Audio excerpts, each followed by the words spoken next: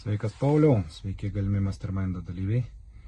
Iš tiesų tai įrašinėju šitą video, nes noriu labai padėkoti Pauliui už suburtas grupės, už galimybę juose sudalyvauti, už kvietimą.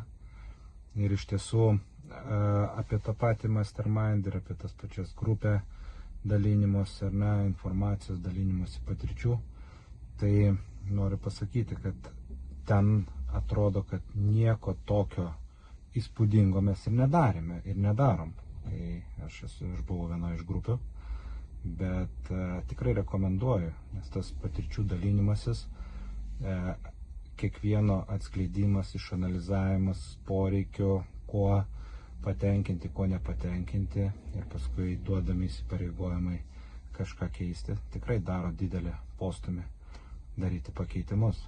Tai šiai dienai aš visiškai kardinaliai pakeičiau savo gyvenimą, išėjau iš savo namų darbo, sukūriau savo veiklą, kuri buvo mano kažkada hobis, dabar jinai tapo pagrindinė veikla ir ją toliau vystau.